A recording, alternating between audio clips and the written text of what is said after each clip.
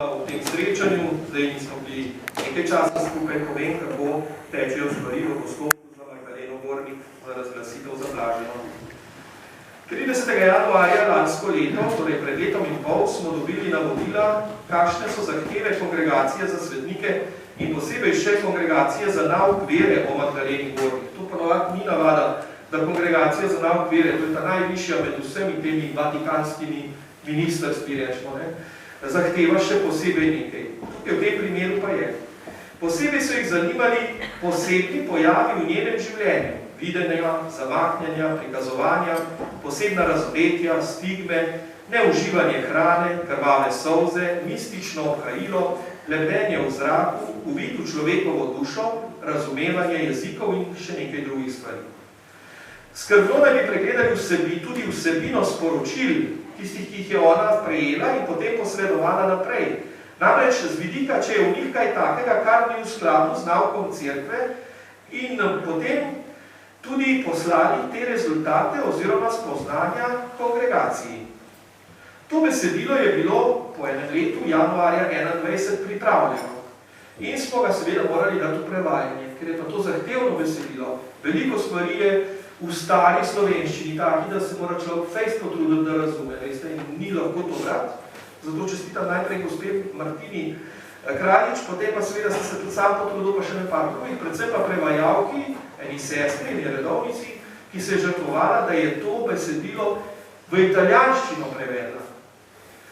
Dodatno sem zaprosil še dva izvedenca, da dasta svoje mnenje o Magdaleni Gornik, in sicer zgodovinskega in teološkega, dogmatskega vidika. Na to dvoje še vedno čakamo.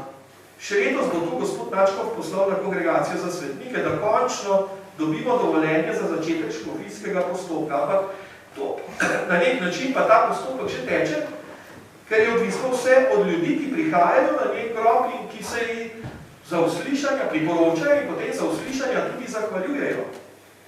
Minulo drugo leto je bilo zaznamovano s pandemijo COVID-19 in zaradi omejitev gibanja po državi je bilo pravzaprav zelo malo obiskov organiziranih skupin na gori. Enkrat se spomnim, polet sem prišel, je bila tukaj ena pohodniška skupina in so imeli tudi duhovnika samo in so maševali. To je bilo zelo redko. Gospod Kraljič bi lahko povedal še preveč, koliko jih je bilo, ampak seveda malo v primerjavi s prejšnjimi leti. Prihajali pa ste posamezniki, se ustavili pri cerkvi in na Magdaleninem grobu. Nekaj tega je tudi zapisanih v pričevanjih. Žal, veliko premalo. O Magdaleni Gornik so poročali katoliški mediji, tudi v minulem letu, tako Radio Ognjišče, kakor Družina. Nazadnje, sredi junija, pa tudi revija Zarja Jana, morda ste opazili. Sredi junija je bilo to. Vse to prispeva k poznanju te naše mistikinje in velike žene, ki stoji na začetku našega narodnega zavedanja kot svetilnik, na katerega naj bi se Slovenci obračali, če hočemo ohraniti vero, dom in rod. Posebej bi rad izpostavil, da je v letošnjem letu spomladi išla tudi knjiga v hrvaščini.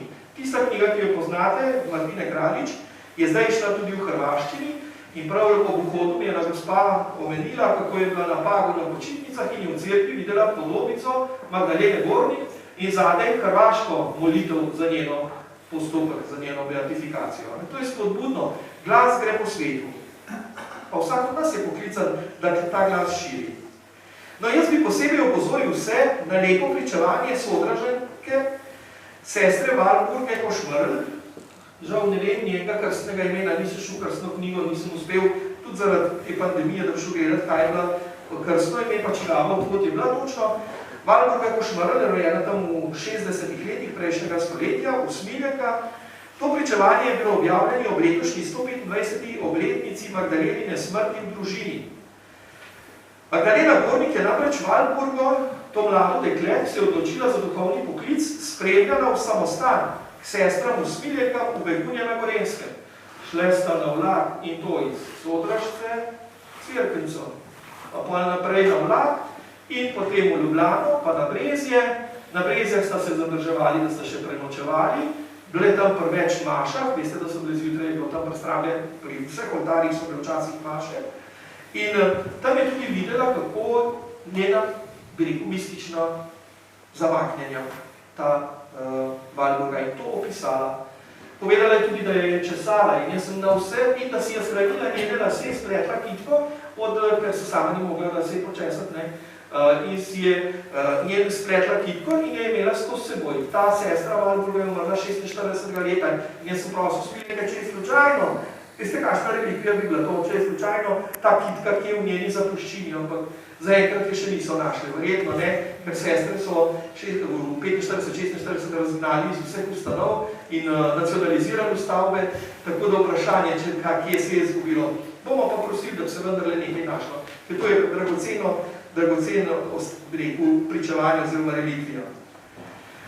Vse prosim, da se radi priporočate Magdaleni Gornik.